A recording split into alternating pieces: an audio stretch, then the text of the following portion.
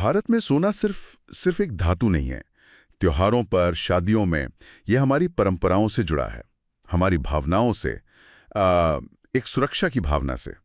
खासकर जैसे धनतेरस है, दिवाली है, सोना खरीदना सिर्फ कोई निवेश नहीं होता, बल्कि एक रस्म है, पीढ़ियों से चली आ रही। शुभ मानते हैं इसे, है ना? घर में लक्ष्मी आती हैं। ये चमक, ये उम्मीदों की, रिश्तों की गर्माहट को दिखाती है। लेकिन हर चमक के पीछे एक साया भी होता है, और सोने की इस चमक के पीछे छिपा है एक गहरा, संगठित अंधेरा, सोने की तस्करी का। ये एक ऐसा कारोबार है जो न सिर्फ हमारी अर्थव्यवस्था को नुकसान पहुंचाता है, बल्कि ये राष्ट्रीय सुरक्षा के लिए भी एक बड़ा खतरा है। आज हम इसी अंधेरे पर थोड़ी रोशनी डालेंगे, एक खास ऑपरेशन के जरिए। हमारे पास जो जानकारी है वो एक दस्तावेज पर आधारित है, पटकथा, ऑपरेशन गोल्डन स्वीप, जिसे डीके उत्तम और अमर मिश्रा ने संपादित किया है। और ये हमें बताता है कि कैसे एक बहुत ही शातिर अंतर्राष्ट्रीय सोने की तस्करी करने वाला सिंडिकेट था और कैसे उसका पर्दाफाश हुआ। तो आज की हमारी ये गहन पड़ताल, ये चर्चा इसी पर है। हम समझेंगे कि भारत में सोने की तस्करी आखिर इतनी क्यों फल फूल रही है, ये सिंडिकेट किस तरह से काम कर रहा था, और ऑपरेशन गोल्डन स्वीप ने कैसे इसे खत्म किया। मतलब इसके पीछे की वजहें क्या हैं, इसके मायने क्या हैं, ये समझने की कोशिश करेंगे। तो चलिए मुद्दे पर आते हैं। सोने की तस्करी ये कोई छोटा मोटा अपराध तो है नहीं, ये एक बड़ा संगठित धंधा है। सोचने वाली बात है कि इसमें ऐसा क्या है जो इसे इतना आकर्षक बनाता है। क्या सिर्फ मांग है या कुछ और भी है? आइए इसे खोलकर देखते हैं। बिल्कुल, ये सिर्फ मांग का मामला नहीं है। हालांकि मांग एक बहुत बड़ा फैक्टर है, इसमें कोई शक नहीं। भारत दुनिया में सोने के सबसे बड़े उपभोक्ताओं में से एक है, और खासकर त्योहारों और शादियों के मौसम में तो मांग मतलब आसमान छूती है। कई बार तो ऐसा होता है कि जो आधिकारिक आपूर्ति है, जो लीगल सप्लाई है, वो इस मांग को पूरा ही नहीं कर पाती, और वहीं से तस्करी के सोने के लिए गुप्त बाजार एक तरह से कहें तो तैयार हो जाता है। अच्छा, और कीमतें? हमने हाल में देखा है सोने के दाम तो बिल्कुल रिकॉर्ड स्तर पर पहुंच गए हैं। क्या इसका भी कोई रोल है इसमें? हाँ, निश्चित रूप से सोने की बढ़ती कीमतें तस्करी को और ज्यादा लुभावना बना देती हैं। आप हाल की कीमतें देखें तो 1,28,395 रुपए प्रति 10 ग्राम तक दाम पहुंचे हैं। इस साली सोने की कीमत में 65% से ज्यादा की बढ़ोतरी हुई है। तो जाहिर है, जब कीमतें इतनी ज्यादा होंगी तो तस्करी से होने वाला मुनाफा भी उसी अनुपात में बढ़ जाएगा। मुनाफा? आखिर कितना मुनाफा होता है इसमें? मुझे लगता है यही असली वजह होगी इतना बड़ा जोखिम उठाने की। हाँ, मुनाफा वाकई मतलब चौंकाने वाला है। जो जानकारी है वो ये बताती है कि मौजूदा बाजार में 1 किलोग्राम सोने की तस्करी पर तस्करों को 11.5 लाख रुपए यानी 1.15 मिलियन रुपए से भी ज्यादा का शुद्ध लाभ हो सकता है। 11.5 लाख रुपए प्रति किलो? हाँ, ये तो अविश्वसनीय है। बिल्कुल। ये इतना बड़ा मार्जिन है कि बड़े से बड़े संगठित आपराधिक गिरोह भी इस ओर खिंचे चले आते हैं। ये रकम उन्हें किसी भी तरह का जोखिम उठाने और वो जटिल नेटवर्क बनाने के लिए प्रेरित करती है। 11.5 लाख प्रति किलो, यानी ये सिर्फ छोटे मोटे तस्कर नहीं है, फिर ये तो बड़े संगठित खिलाड़ी हैं। बिल्कुल। और एक और महत्वपूर्ण पहलू है टैक्स से बचाव।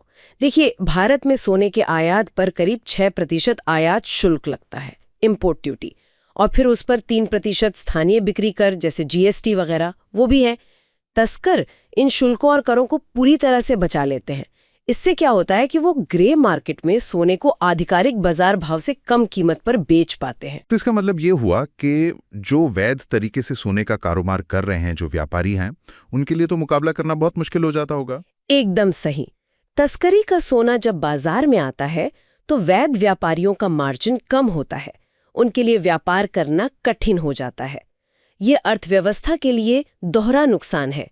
एक तो सरकार को राजस्व का घाटा, दूसरा वैध कारोबार प्रभावित होता है। और यही वो उपजाऊ जमीन है जिस पर ऑपरेशन गोल्डन स्वीप में पकड़े गए जैसे अंतर्राष्ट्रीय सिंडिकेट फलते फूलते हैं। ये तो हुई तस्करी के कारणों की बात। अब आते हैं उस सिंडिकेट पर जिसका जिक्र ऑपरेशन गोल्डन स्वीप में है।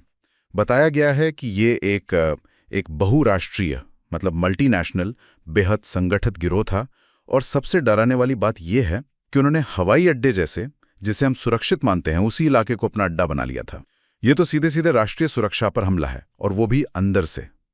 आइए जरा इस साजिश की परतों को खोलते हैं। हाँ, इस सिंडिकेट का तरीका वाकई बहुत चातुर था और चिंताजनक भी।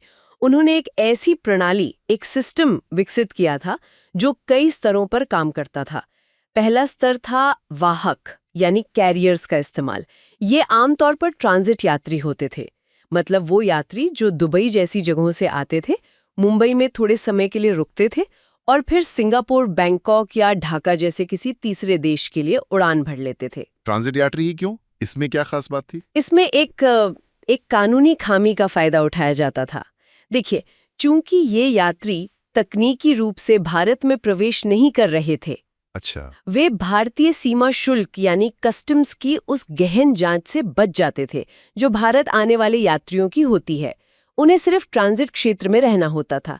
इसी का फायदा सिंडिकेट ने उठाया। और ये सोना ले कैसे जाते थे? क्या आम तरीकों से, बैग वगैरह में? नहीं, तरीका बेहद अमानवीय और खतरनाक था।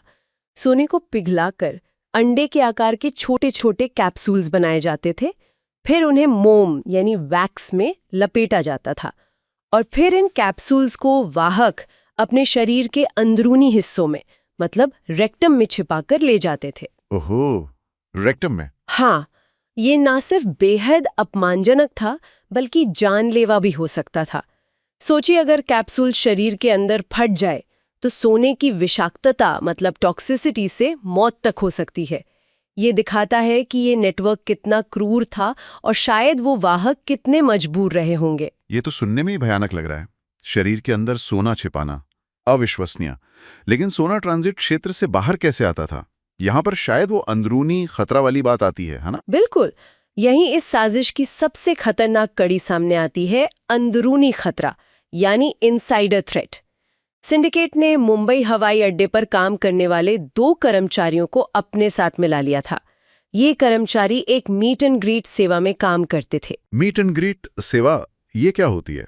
मैंने सुना तो है। हाँ, ये वो सेवा है जो एयरलाइंस या एयरपोर्ट अथॉरिटी यात्रियों को विशेष सहायता देने के लिए प्रदान करती है। जैसे किसी को व्हीलचेयर सहायता चाहिए या वीआईपी यात्रियों को एस्कॉर्ट करना है, तो इन कर्मचारियों की पहुंच हवाई अड्डे के उन संवेदनशील ट्रांजिट क्षेत्रों तक होती है जहां आम तौर पर बाहरी लोगों का जाना मना होता है।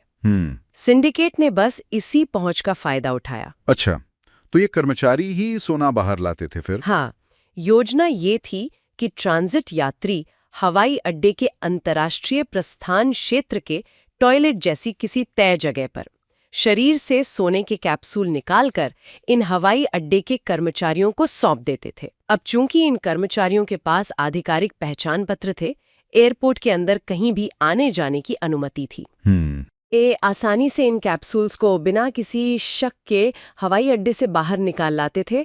बाहर उनका इंतजार सिंडिकेट के हैंडलर करते थे जो सोना लेकर आगे पहुंचा देते थे, और ये पूरा ऑपरेशन दुबई और मुंबई में बैठे सरगनाओं द्वारा कंट्रोल किया जा रहा था। ये तो मतलब कमाल की चालाकी है। कानूनी खामियों का फायदा उठाया, अंदर के लोगों को मिलाया और फिर शरीर के अंदर सोना छिपाने जैसा खतरनाक तरीका। एक पूरी तरह से सोची समझी जटिल साजिश। इसे भेदना तो बिल्कुल आसान नहीं रहा होगा। बिल्कुल नहीं। ये दिखाता है कि ये सिंडिकेट कितने पेशेवर और कितने संगठित थे। उन्होंने सुरक्षा व्यवस्था की हर संभव कमजोरी का फायदा उठाने की कोशिश की, और ऐसी जटिल चुनौतियों से निपटने के लिए ही एक विशेष एजेंसी की जरूरत होती है। और वो विशेष एजेंसी है राजस्व खुफिया निदेशालय यानी DRI, directorate of revenue intelligence. जब देश की आर्थिक सीमाओं पर ऐसे हमले होते हैं तो DRI जैसे संगठन ही सामने आते हैं। ये वो गुमनाम नायक हैं जो पर्दे के पीछे रहकर देश की आर्थिक सुरक्षा की रक्षा करते हैं। ज्यादातर लोग इनके बारे में शायद जानते भी नहीं होंगे, लेकिन इनका काम बहुत महत्वपूर्ण है। हाँ, DRI के बारे में जानना जरूरी है। ये भारत की शीर्ष खुफिया एजेंसी है जो तस्करी और जो वाणिज्यिक धोखाधड़ी होती है, कमर्शियल फ्रॉड, उससे जुड़े मामलों को देखती है। ये वित्त मंत्रालय के तहत आती है। केंद्रीय अप्रत्यक्ष कर और सीमा शुल्क बोर्ड CBIC का एक हिस्सा है। इनका मुख्य काम ही है देश की आर्थिक और राष्ट्रीय सुरक्षा को हर तरह की तस्करी से बचाना, चाहे वो सोना हो, नशीले पदार्थ हो, हथियार हो या फिर नकली मुद्रा, इन सब से। तो ये काम कैसे करते हैं? क्या ये पुलिस की तरह है, मतलब वर्दी वगैरह? ने ये खुफिया आधारित संचालन पर ज्यादा ध्यान केंद्रित करते हैं। इंटेलिजेंस लेड ऑपरेशंस, मतलब ये पहले खुफिया जानकारी इकट्ठा करते हैं, नेटवर्क की मैपिंग करते हैं, कहाँ कौन है, कैसे काम कर रहा है, और फिर सटीक जानकारी के आधार पर कार्रवाई करते हैं। इनके ऑपरेशन अक्सर बहुत गुप्त होते हैं ताकि सिंडिकेट को भनक न लगे, और वो सिर्फ माल जब्त करने पर ही ध्यान नहीं देते बल्कि पूरे नेटवर्क को ध्वस्त करने पर ध्यान केंद्रित करते हैं। मतलब वाहक से लेकर सरगना तक सबको पकड़ने की कोशिश। अच्छा, यानी ये सिर्फ लक्षणों का इलाज नहीं करते बल्कि बीमारी की जड़ तक पहुंचने की कोशिश करते हैं। और इसी अटूट प्रतिबद्धता के साथ डीआरआई ने इस अंतर्राष्ट्रीय सिंडिकेट के खिलाफ जाल बिछाया होगा। बिल्कुल, खुफिया जानकारी के सूत्रों से उन्हें इस सिंडिकेट के मोडस ऑपरेंडाई यानी काम करने के तरीके और इसमें शामिल लोगों के बारे में पक्की खबर मिली। इसी जानकारी के आधार पर उन्होंने एक बड़े ऑपरेशन की योजना बनाई जिसे नाम दिया गया ऑपरेशन गोल्डन स्वीप। ये नाम ही बताता है कि उनका इरादा सिर्फ कुछ सोना पकड़ना नहीं था बल्कि पूरे सिंडिकेट का सफाया करना था, स्वीप आउट करना था। और फिर आया वो दिन जब डीआरआई ने अपना जाल फेंका। मुंबई का छत्रपति शिवाजी महाराज अंतर्राष्ट्रीय हवाई अड्डा, सोचिए दुनिया के सबसे व्यस्त हवाई अड्डों में से एक, वहां इस ऑपरेशन को अंजाम देना कितना चुनौतीपूर्ण रहा होगा। यहां वो क्षण आता है जब सब कुछ सामने आता है। हाँ, ऑपरेशन बहुत सावधानी से प्लान किया गया था। डीआरआई की टीमों ने हवाई अड्डे के अलग अलग हिस्सों में पोजीशन ली, ट्रांजिट एरिया में, एग्जिट गेट्स पर और दूसरी महत्वपूर्ण जगहों पर। जैसे ही खुफिया जानकारी के अनुसार संदिग्ध यात्री और वो कर्मचारी हरकत में आए, डीआरआई ने तेजी से कार्रवाई की। ये एक बिजली की तेजी से हुआ समन्वित एक्शन था, कोऑर्डिनेटेड एक्शन, जिसने सिंडिकेट को संभलने का कोई मौका ही नहीं दिया। तो नतीजा क्या रहा? क्या वे कामयाब हुए? कितना सोना पकड़ा गया और कितने लोग गिरफ्तार हुए? नतीजा बेहद सफल रहा। स्रोत से जो जानकारी मिली है उसके मुताबिक ऑपरेशन के दौरान कुल 10.488 किलोग्राम 24 कैरेट विदेशी सोना जब्त किया गया। उस समय इसकी अनुमानित कीमत लगभग 12.5 करोड़ रुपए थी। ये एक बहुत बड़ी बरामदगी थी। 10 किलो से ज्यादा सोना। और गिरफ्तारियां? क्या वे सिंडिकेट के सभी सदस्यों को पकड़ पाए? हाँ, ये ऑपरेशन की सबसे बड़ी सफलता थी। कुल 13 लोगों को गिरफ्तार किया गया और इनमें सिंडिकेट के लगभग हर स्तर के लोग शामिल थे।